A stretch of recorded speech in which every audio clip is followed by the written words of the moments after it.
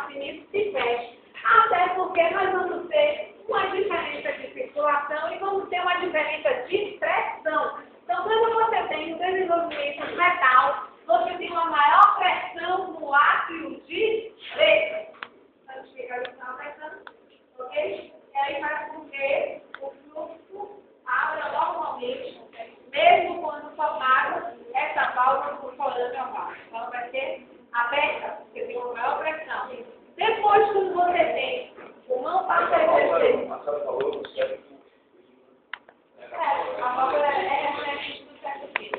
Quando você tem depois, ó, presta aqui, átrio direito, átrio esquerdo. Quando você tem maior pressão, ele chega aqui, então, abre normalmente a válvula do forânea oval. Quando você tem depois que o pulmão está fazendo o processo de oxigenação do sangue, o sangue vai vir oxigenado, você tem uma mudança de pressão, aí você tem uma maior pressão no átrio esquerdo, essa válvula vai fisiologicamente fechar. Tá certo? Em alguns indivíduos ela não fecha completamente. Tá certo?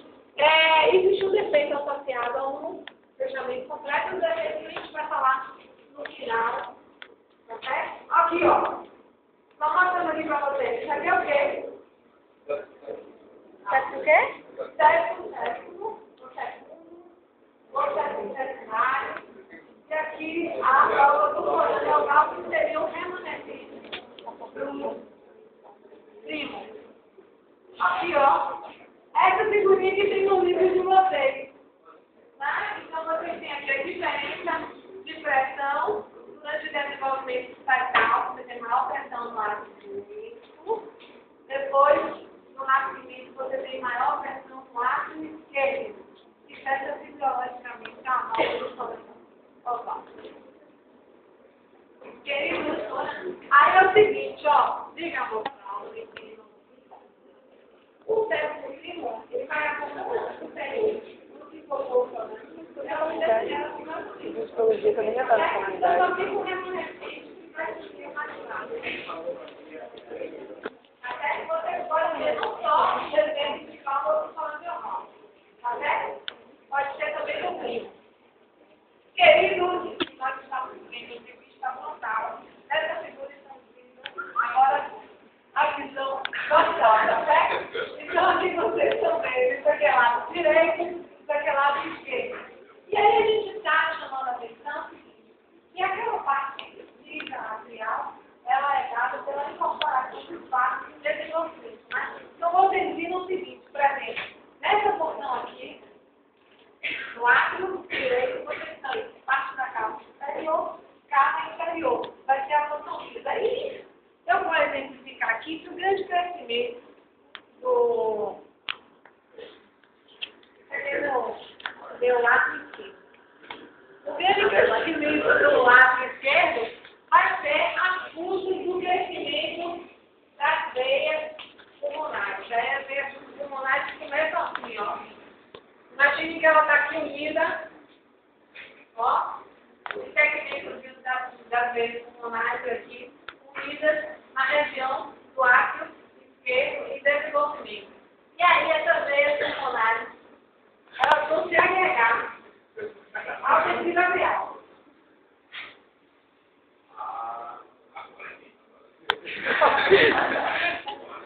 Ó, vejam só. É isso que vai acontecer. Elas deram um vácuo só e depois elas começam a... O tecido dela vai se agregando ao tecido do átrio de formação até se tornarem 4 vasos indefinidos.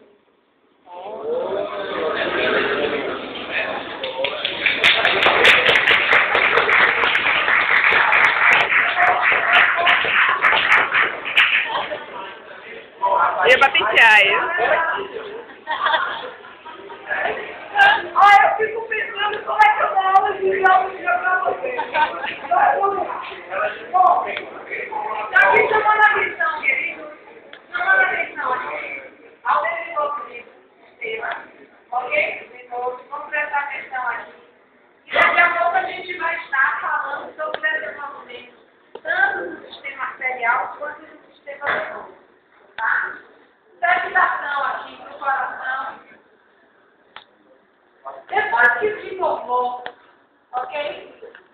Paralelamente, digamos assim, está se formando a dissertação interracial. Mas vamos ver também desenvolver a dissertação interventricular. Óbvio, os defeitos interventriculares predominantemente são todos defeitos da porção membranosa. Ok? Então, essa porção membranosa é a porção mais do que cranial, que está próxima ao coxim endocárdico. Então, são defeitos que estão associados e podem estar associados aos defeitos também desgravados. Vocês vão ver aí depois, vários defeitos, transposição desgravados estão também associados a defeitos do cérebro, que é a porção que está mais associada aos defeitos que participa, né, desse processo de formação e de união com o coxim endocárdico e também parte desse coxim, que a gente for falar com uma persistência, digamos, no tronco arterial, no tronco arterioso. Essa persistência seria uma ausência de formação incorreta, tanto da parte, digamos assim, do cone, das paredes laterais do cone, desse tronco arterioso, como também de porção do coxim, uma porção do coxim endocárdico. Então, todos esses defeitos que envolvem o coxim endocárdico acabam também repercutindo de alguma forma sobre o septo interventricular. Então, essa porção aqui, que é a porção membranosa, é a porção que tem maior defeito associado, maiores defeitos, todos os defeitos associados, e os defeitos musculares, que são os dois terços do septo interventricular, são desgravados. Tá? Então, defeito muscular. O defeito muscular mesmo, que você tem dois terços de músculo e um terço, digamos, didaticamente assim, a gente dividindo de tecido membranoso, que vai ter tecido fibroso, né? Que é originário de coxim, forma tecido fibroso. Aqui, ó. Essa porção aqui, ó, vai se desenvolver com tecido fibroso e membranoso. Ó, aí essa circulação aí é interessante desse embrião de desenvolvimento, porque trata dos, digamos assim, dos primórdios de todos os lados, né? Dos nossos aórticos, do fracionado dos nossos aórticos, do procedimento, tanto estudar o superficial, estudar a nossos aórticos. E olha como é que essa circulação primitiva missionária, ó, ela, de certa forma, a operação se divide em dois pontos. Porção craniana é o que? Arterial. Porção caudal, ó, venosa.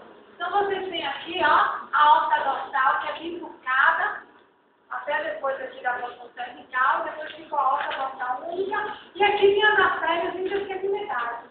Quando a gente fala de ciclápia e originária da artéria intersegmentar, tá definindo essas artérias intersegmentares.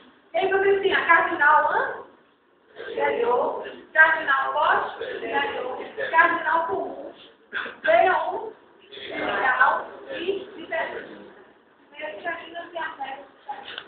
Bom, vocês sabem que nós não temos critérios, né? A primeira situação que se desenvolve seria essa situação a nível de trato uterino. Só que o trato uterino vai se regredir.